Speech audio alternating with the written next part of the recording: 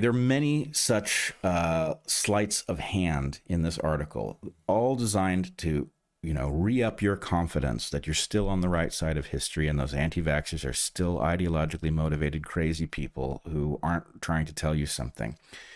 And the Academy is at fault for this, right? The source of all of the garbage studies that buttress the Atlantic's perspective is an Academy that is still churning this stuff out. Now, I did want to say in passing, I believe it's Elon Musk who made the point, specifically with respect to the Atlantic, if I remember it correctly, that the Atlantic now exists to prime the AI. That the basic point is actually most people are not listening to this voice, right? They've moved on from COVID. They're not paying attention to what the Atlantic says, but that the important thing is that you put enough stuff into the world that the training data that the AI learns from, when somebody queries it, is going to spit back the answer, oh, by the way, yes, there's a certain amount of myocarditis that comes from the shots, but the stuff you get from the disease is way worse, that kind of thing. Mm-hmm. So and we need to be paying attention to this because increasingly there is that's a hypothesis that he's promoting that depends, that may or may not be true based on whether or not people are actually reading The Atlantic, which, in terms of hard copies, no one can say. Just because people are getting magazines delivered to their homes doesn't mean that anything gets read. But with regard to reads online, these things are countable. Yes, but there's a question about, if we just compare, as with something like the Democratic Party.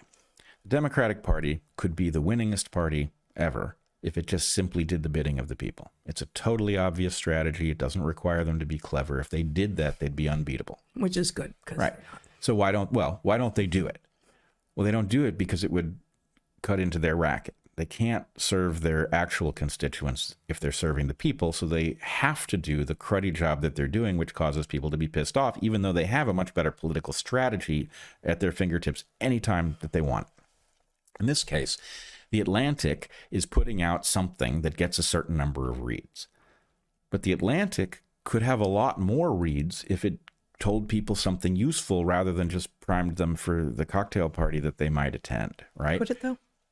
Oh, I think this is a zero as a special number thing, where we are all looking for a reliable source of insight, and trailing the public's awareness of the hazard of the COVID shots is a classic. Like, people know that so many people have had the experience of somebody they know being clearly either injured by the shots or coming down with a cancer that they shouldn't have. Yeah, yes, but, and here I find myself unusually on the side of the argument that's going to sound like I'm not sure people are up to the challenge. In general, I think people are capable of rigorous analytical thought, doing better than they're doing, being interested in receiving better information than they're receiving.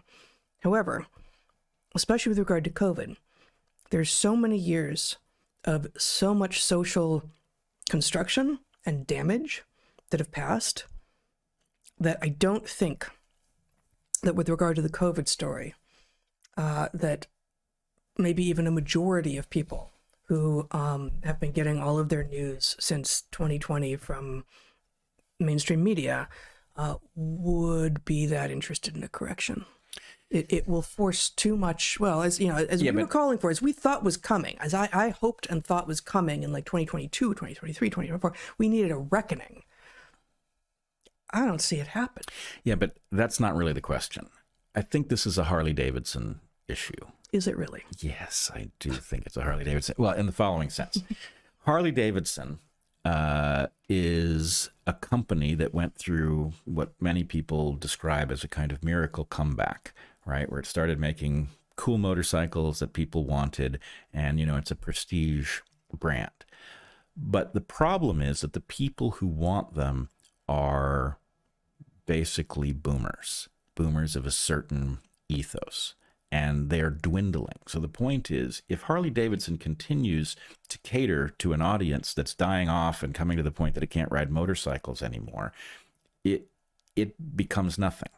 And the Atlantic... I don't know the Harley-Davidson story, but there are plenty of millennials who enforced COVID tyranny on their family and friends who are not prepared to to look that enforcement of tyranny that they engaged in the eye and say, I did that. I agree.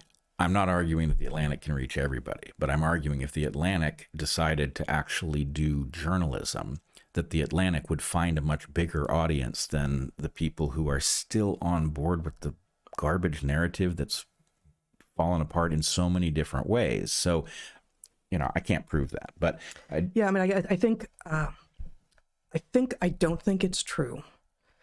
In part because I actually don't know exactly where you're going. So if I don't want to steal any of your thunder in terms of where you're going here, but I've recently been writing about the two fairly distinct ways that Americans get science wrong.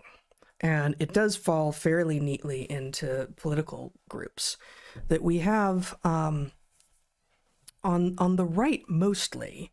The science has done so much harm, it's insane, I reject science.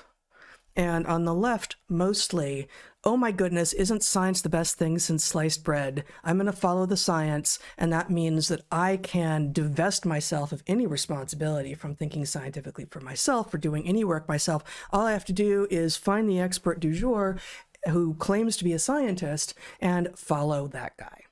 And where this falls apart with regard to the political categories is that the academics who are actually conservative leaning, the coastal elites who are conservative leaning, because there are many, the people who like to go to those cocktail parties that you like to talk about, even the ones who are supposedly on the right and who are maybe awake to problems with wokeness and awake to problems with censorship and free speech, largely are very, very happy to take on this uninvestigated, wrong approach to science, which is actually an embrace of scientism and not an embrace of science. And so, when you talk to people, and I think it's especially bad among the hyper-educated who are not hyper-educated in sciences, they'll basically, they'll, and I've said this before, but, just like innumeracy is sort of considered a cute little thing. Like, no one at a cocktail party is going to say, yeah, I can't actually read.